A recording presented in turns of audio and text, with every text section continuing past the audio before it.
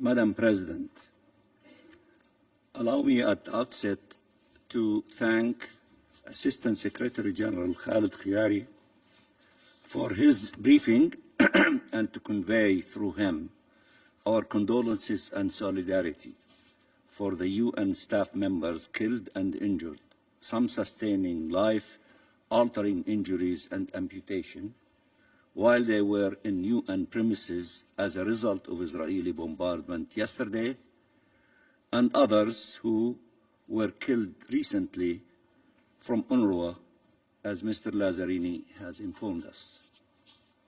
These victims were upholding the UN's most noble mission, trying to save lives. And as all humanitarians, they are having to do so at the peril of their lives.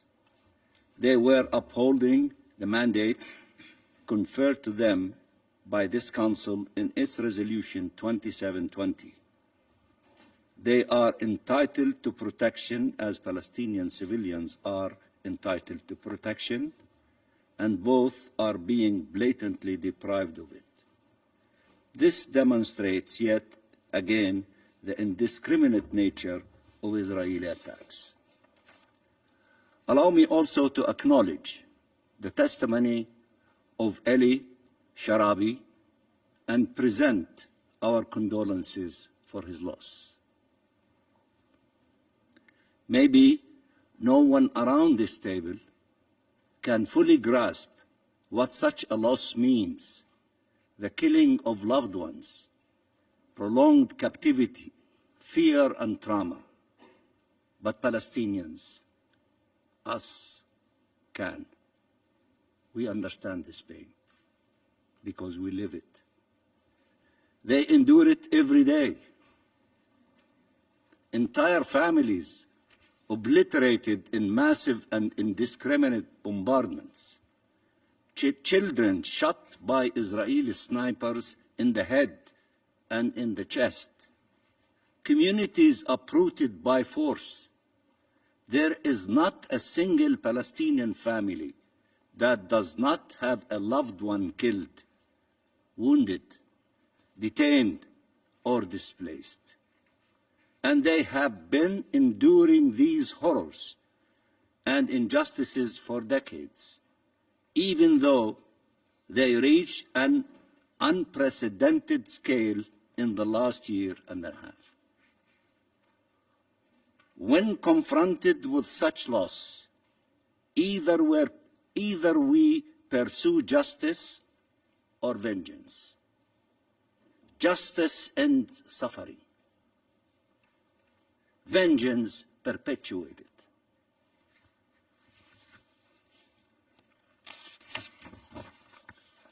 Madam President, we will not accept incitement against Palestinian civilians. We will not accept excuses for their killing and maiming and torture. We will not accept justification for collective punishment. We saw Israelis calling for and cheering on genocide. We saw Israelis signing bombs to be dropped on the heads of Palestinian families. We saw Israelis block humanitarian aid to a starving population. We saw Israelis attack innocent Palestinians. But we do not attribute these acts generically to Israeli civilians, nor do we use these actions as justification for indiscriminate killing and maiming and for dehumanizing and punishing millions of people. We have a right to life too, a right to liberty and dignity, a right to live in peace in our ancestral land. Till when will our people have to suffer from the inability to see Palestinians as equals, to acknowledge their suffering and their loss, to remember that around 1 million Palestinians have experienced captivity, that many died while in Israeli jails, killed or left to die? Not a single Palestinian family did not have a Palestinian that visited Israeli jails. Not a single Palestinian family. Israel arrests our children, our doctors, our teachers, our workers, family members, bystanders, parliamentarians, academics, human rights defenders. Israel considers all Palestinians guilty. All Palestinians guilty. Till when will people pretend they do not see the images of Palestinians coming out of Israeli captivity looking like ghosts? Starved and traumatized, beaten and some raped. Till when Israel will pretend it bears no responsibility in the crimes it commits? Till when our humanity and our rights will be denied? We have to note that usually the ones who suffered most on both sides have been among the most passionate advocates for a ceasefire for over a year now. Those who suffer the most, they have solidarity with each other. Their calls should be heeded, as many of you referred to another victim that gave testimony to us, and she asked for the ceasefire to be defended and the 3 stages of the agreement to be implemented. Listen to her. Their call should be heeded. Their suffering should not be used to inflict more death and devastation or as an excuse for perpetual war, genocide, forced displacement and annexation, dehumanization and hate. The suffering of all civilians must end. All civilians. We have a duty to end the occupation and conflict and to ensure life prevails, to ensure liberty prevails, to ensure shared peace and security prevail, if we truly care about the victims and about our peoples. Madam President, in 42 days, many more hostages were released than in 15 months of indiscriminate bombardments. If Netanyahu truly cared about the hostages, he would not have shattered the ceasefire that was allowing for their release. If anyone needed more evidence that Netanyahu could care less about the fate of the hostages, his decision to resume attacks against Gaza is the ultimate proof. All Israel had to do was move forward in implementing the ceasefire. Everyone knows this truth, starting with the families of the hostages themselves, who are still demonstrating to stop the bloodshed and restore the ceasefire. Killing innocent Palestinian civilians by the hundreds each day, forcibly displacing our population with the clear aim of annexing our land and ending our national identity has nothing to do with hostages or security.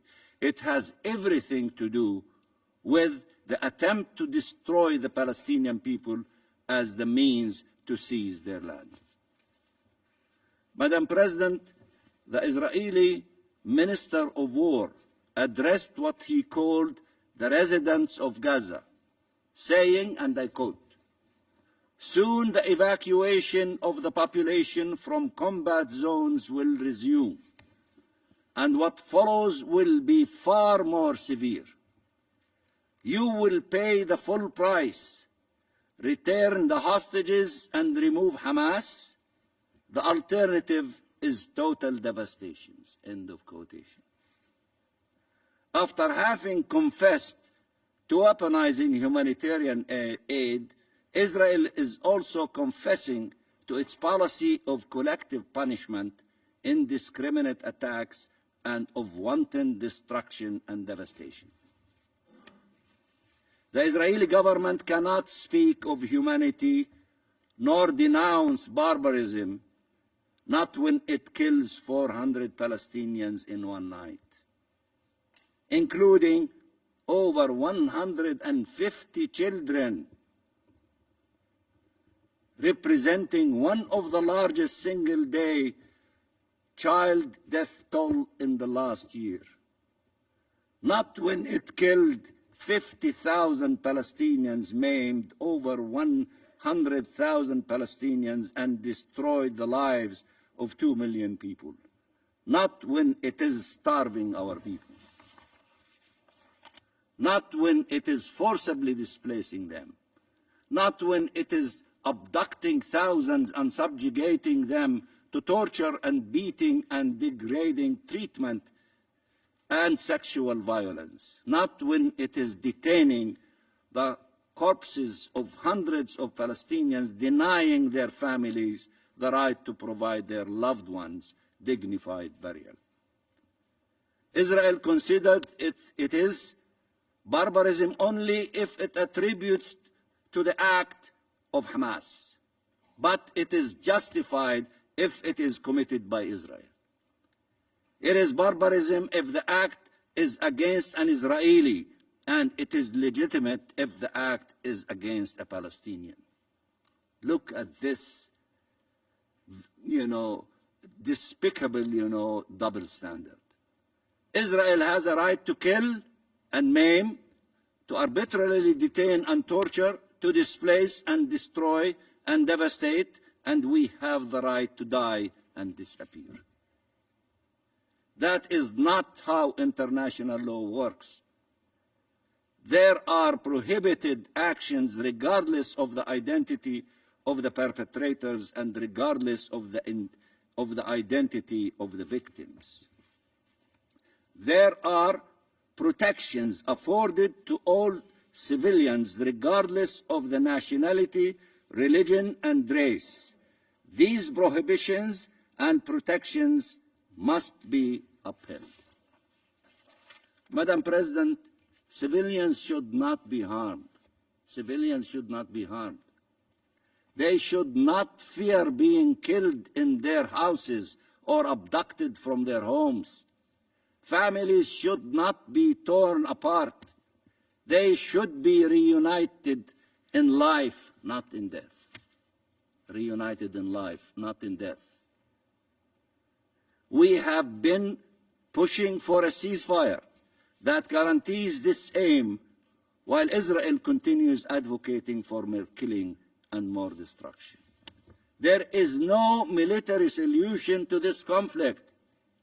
You cannot kill your way to a solution. You cannot negate the millions of Palestinians.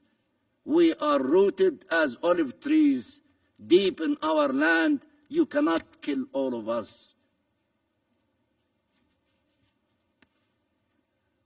Again, there is no military solution to this conflict, and you cannot kill your way to a solution.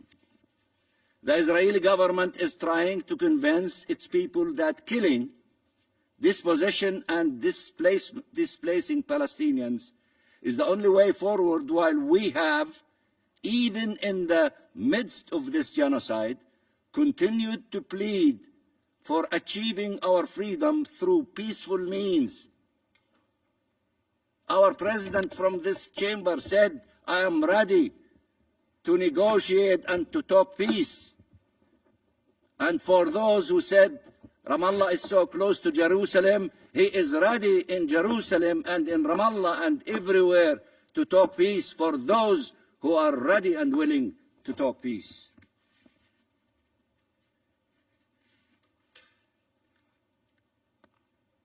Palestinians is the only way forward, while we have, even in the midst, as I said, of this genocide, continued to plead for achieving our freedom through peaceful means, for respect for international law, for two states living side by side, as many of you state very often, for shared peace and security. It is for every government around the world to choose now the vision they will rally behind and to use all means available to them to see it prevails. Both sidism and balancing acts will not cut it. You have to decide. You cannot play both ways.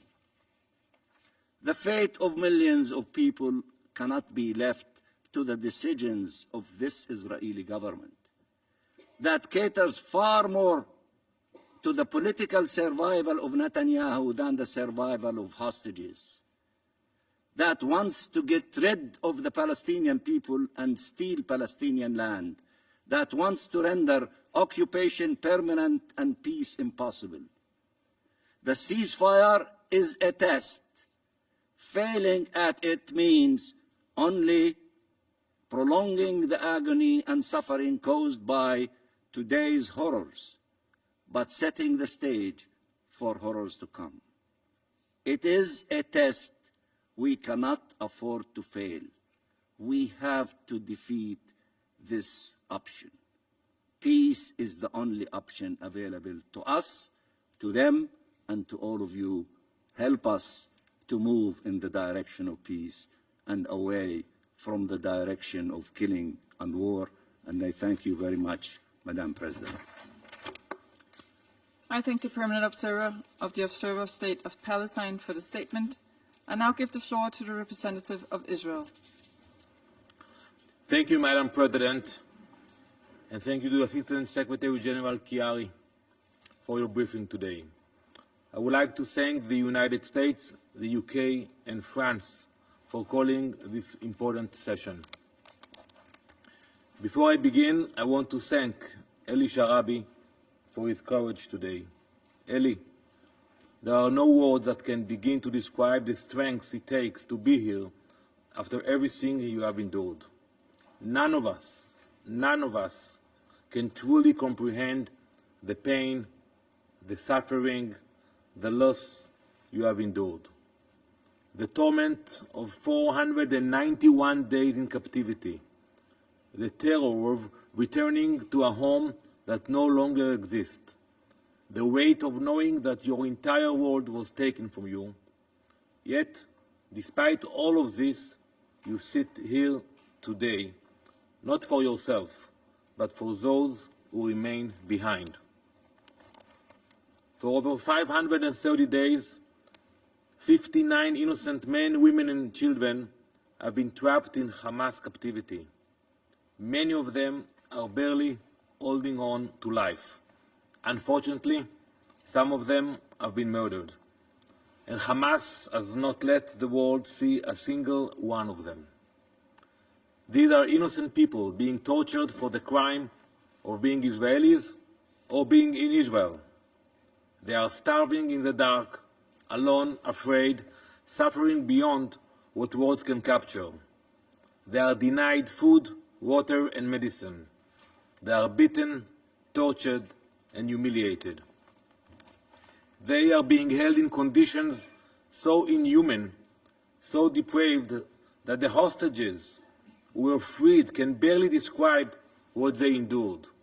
The cruelty here is not just from Hamas. It is also from the silence of the world. Eli Sharabi testified before you today and laid bare the horrors of his captivity. He described the torment he endured and spoke for the other hostages still in Hamas's hands. Now the question that demands an answer is this: where is the world? Where is your outrage? Where is the international outcry for their release? Where is the demand from every nation to bring them home? Since October 7th, you have passed 77 resolutions in this chamber. There has not been a single resolution condemning Hamas. Meanwhile, there are those in this chamber who refuse to even mention the hostages. Algeria, you have spent months in this room condemning, accusing, and criticizing Israel. But when a human being sits before you today, after enduring the worst of humanity at the hand of those you defend, you could barely acknowledge his presence. You couldn't find the decency to even say his name. That is outrageous. And the world can see it. For 530 days, you have erased the hostages. You have spoken about Gaza without mentioning the crimes of Hamas. You have debated humanitarian assistance without acknowledging the humanitarian crimes Hamas is deliberately inflicting on the hostages. You have had the audacity to talk about a ceasefire without demanding that those held in Hamas's terror tunnels be freed.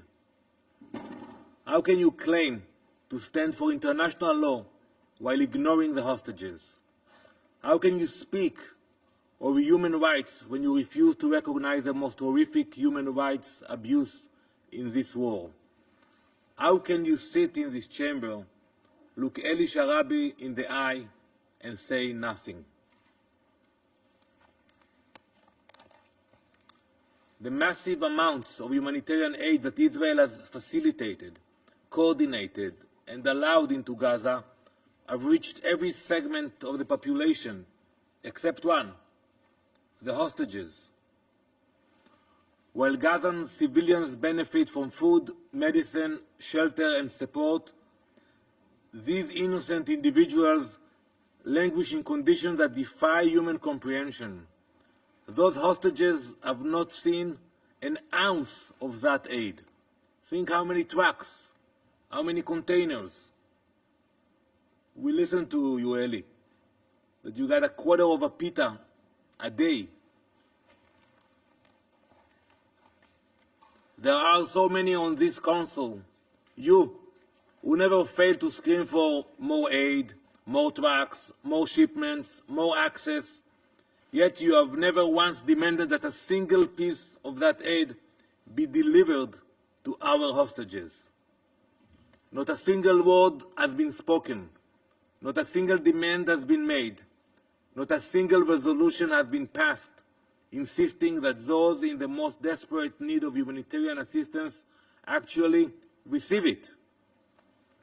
The UN's inaction on the plight of the hostages is a moral collapse of the highest order. To be clear, it's not just this council that has failed. The entire UN system has forsaken its responsibility. So many agencies that claim to be the protectors of humanity have abandoned the hostages entirely. Where was the Security Council? The General Assembly? OCHA? UNICEF? The so-called Human Rights Council? The Red Cross? The Red Cross has not conducted one visit, one inspection.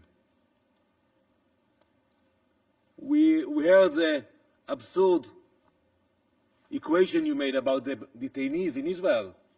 They have 3 meals a day. They have medical treatment. They have visitations of the Red Cross. Before the war, they had visitations of families.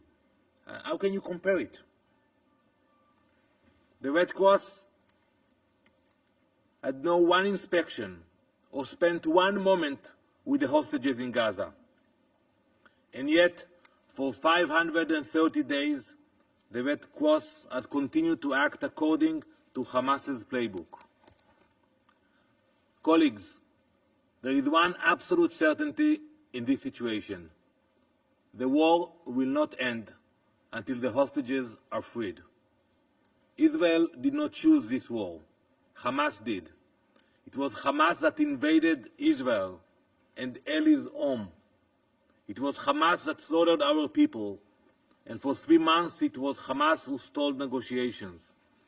Hamas was given the chance to extend the ceasefire. Hamas was given the opportunity to bring relief to the people of Gaza. Hamas was given a choice, and they chose war. Therefore, Israel has resumed its military operations against Hamas with increasing force. The IDF is striking Hamas terror targets throughout the Gaza Strip. Terrorist infrastructure, weapons stockpiles, and command centers are being dismantled. This will continue. This will continue until every last hostage is home. This war does not end with hostages left underground. This war does not end until Hamas is defeated. The choice is simple. If you want a ceasefire, then pressure Hamas to release the hostages immediately. Madam President, Eli Sharabi should not have to be here today. He should have never been taken. He should have never been starved, chained, and brutalized. He should have never lost his wife, his daughters, his brother. And yet, here he is, a survivor of the worst of humanity, asking the world to save those still trapped in that nightmare. I ask you to take a moment and reflect as we speak here today. There are 59 Eli Sharabis underground, desperate for freedom. Imagine their faces. Imagine their screams and their cries. Imagine what they would say to you today. Will you listen or will you look away? Because this moment will not be forgotten. There is no neutrality here. There is no middle ground. There is only right or wrong. We will never stop fighting for the hostages. We will never abandon them. We will never sit idly by as terrorists hold our people as trophies. We will bring them home. All of them. In the face of unimaginable suffering, the voice of Palestine echoes a simple yet urgent plea: justice, peace, and humanity. The world has watched as the innocent bear the weight of war, yet silence cannot be the answer. The call is clear: an immediate ceasefire, an end to oppression, and a commitment to real justice. The Palestinian people deserve dignity, freedom, and the right to live without fear. History will remember those who stood for truth and those who turned away. The question remains: will the world listen?